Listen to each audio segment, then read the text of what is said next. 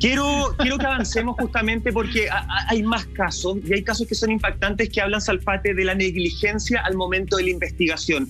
Casos que hablan, por ejemplo, de cuando se quiere culpar a una persona porque tú estuviste en el minuto preciso en el que necesitábamos un culpable. Y nos vamos a ir al caso de Angie Dodd, justamente, esta chica que fue asesinada, que pasaban meses, 7 meses aproximadamente, que no se sabía, que no se tenía un culpable, hasta que la policía determina que una persona tiene que ser el culpable, incluso sin tener ADN comprobado, incluso él diciendo yo soy inocente. Cuéntanos por favor este caso, porque además es mágico como la mamá de ella se involucra en el caso para salvar al posible asesino. A ver, aquí lo importante de este caso, y que va a dar mucho para discutir, es a veces con la premura que muchos les prefieren ir cerrando investigaciones y casos y agarrar al primero que tiene cara para ellos de malo y finalmente, digamos, decir, pasemos la página a realmente investigar como corresponde y que la verdadera persona que es culpable de un delito sea apresada y pague como corresponde. Y en este caso, así que es un ejemplo de humanidad impresionante, es la propia mamá de la víctima quien empuja la situación para que sea justicia, para que no sea culpable alguien que es inocente y que den finalmente con el paradero del real responsable. Tenemos de la BBC el siguiente titular que lo resume todo de la siguiente manera: la conmovedora, y eso es, la conmovedora historia de cómo una mujer, madre, y el hombre preso, un hombre que ya estaba detenido, así como que lo obligaron a inculparse por la muerte de su hija, se unieron para atrapar al verdadero asesino. Aquí es cuando la verdad surge a propósito del trabajo en conjunto de un falso detenido y de una mamá que es víctima también de la violación y asesinato de su hija, para finalmente dar con una verdad que el sistema de investigación no tenía, pero la menor intención. Quiero hacer finalmente entender hasta qué punto se empujó a este joven que ya lo habían condenado, de apenas 19 años, llamado Christopher Tapp, que simplemente lo forzaron a que él se declarara culpable y dijera lo que dijese, todo apuntaba para él. ¿Qué es lo que dice acá con respecto a Michael Heavy, que es un juez jubilado, fundador de Jueces para la Justicia? La fuente de la BBC dice lo siguiente: llegaron a manipularlo para creer que él estaba reprimiendo los recuerdos de haber estado en el momento del crimen. En una ocasión, un detective le sugiere que pudo haber borrado los recuerdos debido al trauma. Aquí hubo un lavado de cerebro y una manipulación a gran escala. Es algo horrible. Y Carlos, te sumo otros antecedentes. De hecho, se habla de que en el curso de 3 semanas, él fue interrogado 9 veces, sometido a 7 pruebas de detección de mentiras, y sus abogados más tarde afirmarían que estuvo más de 100 horas bajo interrogatorio. Esto es algo, perdón el término, pero ¿es normal esta cantidad de interrogatorios a una persona que te dice, oye, no estuve ahí, no conozco, el ADN no es compatible? No, este es el típico caso que lo que estábamos conversando recientemente. Acá la policía trató de imputar a una persona. Recordemos que este fue en el año 1996. No es los mismos conocimientos que se tienen ahora y es diferente. Y ellos han ido evolucionando en base a esto. Pero lamentablemente vemos estos casos que se van repitiendo. Este es un joven que iba al colegio, no tenía una casa fija, sino que era un tipo, vivían en el lugar donde vivían, en Idaho Falls, era una ciudad de aproximadamente 50.000 personas. Pero es imposible, no hay nada en ninguna parte del mundo, es aceptable un medio de prueba de esas condiciones. Tener una persona por más de 100 horas de interrogatorio para lograr una confesión es totalmente ilógico. Los polígrafos, los detectores de mentiras, no es evidencia científica, no están reconocidos científicamente por nadie, no es un medio de prueba. Entonces, la gente que aún todavía cree en los polígrafos está bastante equivocada y muy lejos de la realidad. Eso es lamentable. Carlos, perdona, yo creo que mucho, no solamente yo, mucha gente en su casa debe tener la impresión que el interrogatorio, este típico juego que aparece en las películas del policía, el policía bueno, el policía malo, lo que busca en el fondo es quebrar a la persona para que pueda entregar su testimonio para que ayude al caso. ¿cuánto es más o menos el promedio que tendría que estar alguien en un interrogatorio para que después de un tiempo diga, sabes que yo soy culpable? Porque 100 horas, claro, parece excesivo, pero tiene que haber una media en donde una persona es capaz de quebrarse para asumir su culpa, ¿no? Claro, el caso de él es súper especial porque a él lo llamaron como testigo que ayudara a la policía, porque él conocía al policía que lo estaba interrogando.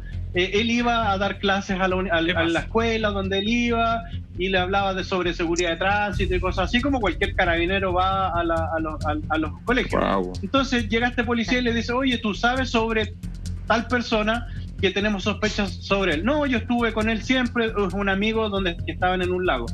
De hecho, estaban en un lago en el momento de que ocurrió el homicidio. Y lo empiezan a apretar, lo empiezan a interrogar, empiezan a cambiar estos temas. Y cuando la persona pasa a ser sospechoso, el policía debe notificarlo y decir, ¿sabes qué? Tú eres sospechoso de esto. Tiene el derecho, por supuesto, no está detenido, pero debe él pararse e irse en cualquier minuto porque él no está detenido. Claro. Si estuviese detenido, necesita estar con un abogado al lado. Entonces, se vulneraron absolutamente todos los derechos. Había ADN en el cuerpo de la víctima porque fue violada y asesinada y apuñalada muchas veces. Y había ADN del autor del crimen. Y aún así, el ADN no estaba y no daba relación con este sospechoso. Pero aún así, la policía siguió adelante. Entonces el tipo lo plantaron y dio 6 declaraciones diferentes hasta que ocuparon la que le sirvió, ¿no? Claro. A ver, Carlos, para poder entender eso, quiero hacerte 2 preguntas. Primero, ¿por qué pasa eso? Esa desidia por parte de la policía tiene que ver con que mientras más casos resuelven, más posibilidades tienen de ascender esos policías a mejores puestos, por ejemplo, claro. Y por eso también la celeridad de poder ir cerrando casos. Eso es lo primero, y te dejo planteado al tiro lo siguiente. Acá la madre de la víctima juega un rol clave, porque es ella quien se da cuenta que este chico, al cual habían imputado y luego puesto en prisión, era completamente inocente. Así que vayamos por partes. A ver, sí, depende de las policías. Depende de las policías. Y recordemos que en Estados Unidos hay policías federales, estatales y locales. En este caso la policía local. Era un pueblo de es una ciudad de 50.000 personas donde todo el mundo se conoce. Es muy parecido a lo que vimos con el caso del Golden State, el asesino del Golden State un par de episodios atrás. Entonces acá la gente todo se conoce y la policía, por supuesto, jamás se había visto enfrentado a un caso como este. En la ciudad nunca había pasado algo así, un crimen tan horrendo como este. Entonces la policía no tenía tanto conocimiento de investigación. Hicieron, si bien es cierto, recolectaron la evidencia de forma óptima y gracias a eso se pudo resolver el caso. Pero investigativamente ellos trataron de cerrarlo lo más rápido posible por la presión. La mamá iba siempre todos los días a preguntar qué es lo que pasaba. Entonces pillaron al típico joven en situación de calle, un par de amigos que les gustaba el alcohol y andaban en la calle. Ya, tráigalos para acá, perfecto, esto no van a reclamar, no van a tener plata por un abogado, nadie les va a creer. Ellos fueron y los plantaron en el caso. Claro. Ahora, imagínate que este muchacho estuvo 20 años de presidio, en donde él creía que obviamente ya no tenía vuelta atrás, ya no confiaba en nadie. Imagínate, ¿a quién le iba a preguntar si el mismo sistema que lo encarceló a sabiendas, injustamente, con un trabajo muy mal hecho, la verdad es que ya estaba entregado a su suerte? Sin embargo, la madre de la víctima comenzó a operar, ella misma lo indica, como un instinto poderoso, donde ella perfectamente, por calmar su corazón, para poder dormir bien de en adelante, al tener una persona apresada, dijo, pero que saben, él no puede ser él, y comienza a hacer una alianza. Y el primer movimiento que hace esta mujer es encontrar el perfil genético a partir de la muestra encontrada en la escena del crimen de su propia hija, en donde ahí estuvo el verdadero culpable, y comienza esta búsqueda genética que tú la otra vez la explicaste con pizarra de maravilla en estos sitios web de genealogía, en donde dicen quién puede o de dónde proviene alguien con tal código en esta muestra genética. Entonces dicen, esta persona indudablemente tiene como tatarabuelo a tal persona. Y tiene que ser de ahí.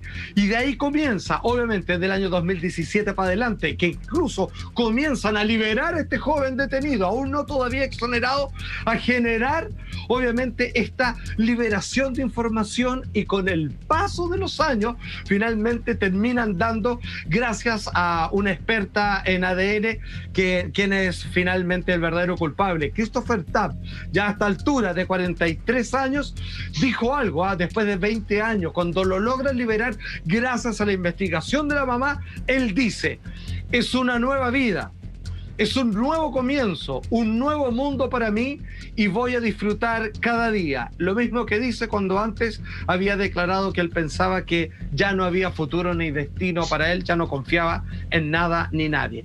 GetMatch es esta base de datos donde finalmente se halló al culpable. ¿Cualquiera tiene acceso a eso, Carlos? Así de poder encontrar quiénes son mis antepasados, en fin. Sí, hay algunas bases de datos que son públicas, que tú ingresas al sitio web. Lo que sí tienes que tener es tu perfil genético, que es como tu cédula de identidad en tu huella genética, porque son varios números. Ajá. Y que te van a ir indicando en ciertos locis, que son ciertas ubicaciones. Entonces, con eso tú puedes ingresar y puedes ir viendo tu ancestría, de dónde provienes, etcétera. Y en este caso fue lo que hizo esta genetista forense, que ayudó a la mamá. La mamá siempre siguió, y por casos como este es que existe el Innocent Project, o el Proyecto Inocente en Estados Unidos, porque se sabía que el ADN no era de la víctima, del imputado, pero aún así pasó por un fiscal, pasó por un jurado y pasó por un juez, y aún así condenaron a esta persona. Entonces, el proyecto de inocencia... Sí, adelante. No, perdón. Termina la idea, Carlos, y te sumo un dato. Ok. Entonces, con el proyecto de inocencia, la gente, abogados que hacen este trabajo, van verificando cada uno de estos casos y se van dando cuenta, y en este caso se dieron cuenta que había un error garrafal, contactaron a la mamá, la mamá los contacta a ellos también y empieza este trabajo. Y de hecho la mamá contacta a esta genetista, y la primera respuesta, la genetista dice: es un caso bastante complicado, ha pasado mucho tiempo, pero la mamá le insistió y ella no pudo decirle que no. Y ahí empieza ella a trabajar con el proyecto de inocencia y logran llegar a este resultado. Las mamás son fundamentales en muchas investigaciones, lo hemos visto. Tenemos el caso de la mamá de Fernanda Tomás, la mamá de Fernanda, casi de todas las mamás rastreadoras que hay en México, sus desaparecidos, el caso Matute. Las mamás son fundamentales porque el sistema no les da el apoyo, lamentablemente, y lo vemos que pasa en todas las partes del mundo, porque el sistema no da abasto. Entonces, las mamás tienen que cambiar su vida, las familias cambian su vida para empezar a ver esto. Y esto es un caso que nunca se había visto antes, que la mamá diga que el imputado y que el culpable legalmente no es, y lo empieza a apoyar, es para llegar a la verdad, no por un culpable, sino que es siempre llegar a la verdad, que eso es lo más importante de todo. Bueno, como decía Carlos, las mamás siempre quieren justicia, no quieren que se cierre el caso, quieren saber realmente quién fue. Ahora, un detalle, este tema de la gente que ha sido inculpada por un crimen que no cometió y termina encarcelada, no solamente de ahora, viene hace muchos años atrás. En algún minuto incluso el mismo Bob Dylan fue capaz de ayudar a una persona que se encontraba presa con su canción Hurricane, esta canción que habla de este boxeador Robin Carter, que fue apresado en los años 60. Esta canción Bob Dylan la graba en el año 76, donde dice que está apresado por un crimen que no cometió, y finalmente Robin Carter logra dejar la cárcel en el 85. Debe haber un montón de casos a revisar. A mí me parece, a diferencia de lo que piensa Carlos, que cuando la policía, no es que cometió un error, a mí me parece que la policía quiere cerrar rápido el caso, se encuentra con presiones gubernamentales, se encuentra con posiblemente casos mediáticos en los cuales se requiere y se necesita un culpable rápido, por lo cual yo no creo que tenga que ver con poco tiempo para investigación, sino que tiene que ver con otro tipo de presiones. A mí no me parece que es un error. Lamentablemente, esto abre la discusión a decir, posiblemente tengamos que revisar un montón de casos donde la gente alega inocencia. Me parece que es un tema bastante complejo y algo que va a dar a hablar mucho en el tiempo, porque realmente es como lo que se habla acá incluso. ¿La justicia es realmente para todos? O si tienen los medios económicos, realmente tú logras escabullirte de la cárcel. Me parece que hay un tema ahí que es bastante importante y tiene que ver también con la culpabilidad respecto al proceso que realiza la policía. Y parece que siempre se resume lamentablemente en que el dinero es lo que está pesando justamente ahora. En este caso, Carlos, estamos hablando de una mujer que se la jugó, que fue a este sitio que tú nos explicabas magistralmente la otra vez, que subió la información y así llegaron justamente a dar con el responsable, con el verdadero culpable hace no poco tiempo, o sea, hace muy poco tiempo. De hecho, estamos hablando tras búsqueda de familias en distintos lados, se encontró el culpable, que lo estamos viendo, lo vamos a ver ahora en pantalla. Él es Ryan Drapes, justamente. Ahí está. Ryan Leitz. Oye, lo encontraron en el 2018, fue encontrado viviendo en una localidad cercana justamente a la ciudad en cuestión. Ahora, la pregunta es, ¿quién le regresa a TAP los 20 años que pasó en la cárcel? ¿Quién le regresa a todas las otras personas la mitad de su vida? Y además con un estigma, porque digámoslo, después ya retomar tu vida, por más inocente que ya se comprobó, ya se encontró el culpable, retomar tu vida y tenés que estar demostrando todos los días que eres inocente, me parece que es un martirio en vida lo que está viviendo. De esas víctimas tampoco se hacen cargo la justicia, Carlos. Sí, el primer imputado fue exonerado finalmente hace un par de meses atrás, quedó con sus papeles limpios. Ahora está presentando, por supuesto, una demanda contra el Estado por el error en el juicio. Y claro, para el 2021 estamos esperando el juicio de esta persona. Exactamente, es plata. Y este sospechoso vivió, el que está imputado ahora, que fue el autor y está confeso, él vivía frente a la casa de la muchacha, de Angie, y la mamá le dijo a la policía en reiteradas ocasiones: interróguenlo a él, tómenle muestras a él porque yo sospecho de él. Y la policía, por supuesto, no le hizo caso y tuvieron que pasar 20 años para que se dieran cuenta que la mamá tenía razón. Exacto, de hecho la mamá finalmente reunió fondos para tratar de resolver 185.000 casos similares sin resolver. 185.000 casos, ahí tiene el número.